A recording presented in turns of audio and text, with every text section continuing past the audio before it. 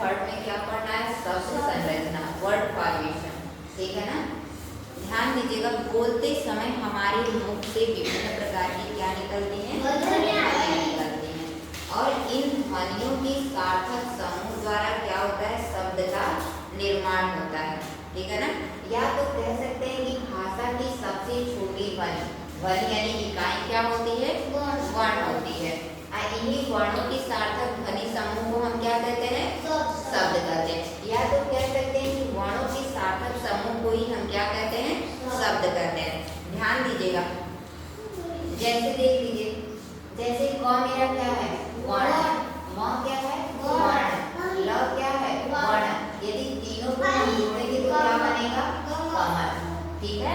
आए समझ में। उनकी सार्थक समूह को हम क्या कहते हैं, शब्द। पद क्या होता है, जब शब्द वाक्य में प्रयुक्त हो जाता है तो उसे हम क्या कहते हैं, पद कहते हैं, ठीक है ना।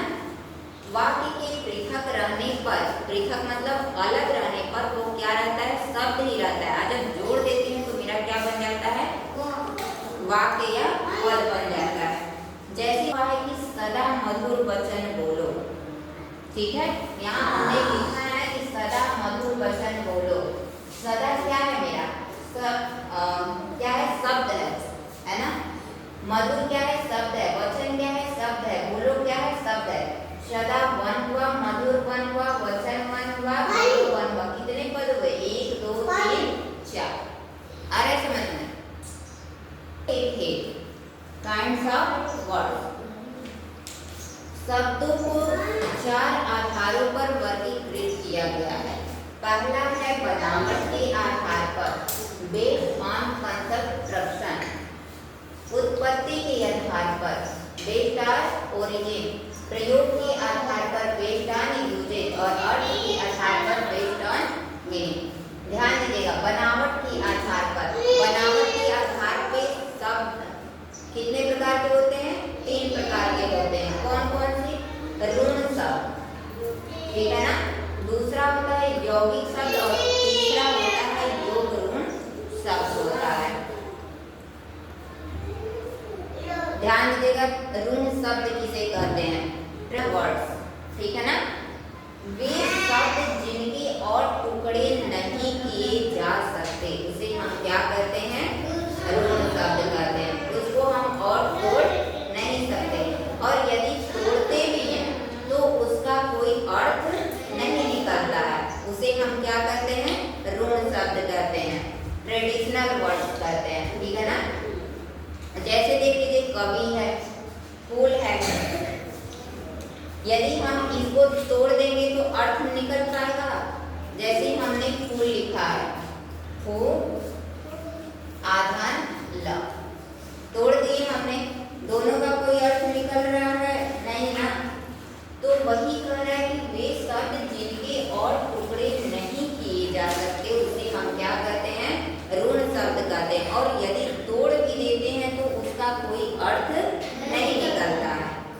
क्लियर हुआ। जैसे देख लीजिए, कवि, फूल, कुर्सी, रात, घर, पेन, मार्कर, चाकू, पेन, पेट, जो भी है, किताब, बुक, ठीक है, बैग, ये सब मेरा क्या है, ऋण शब्द है।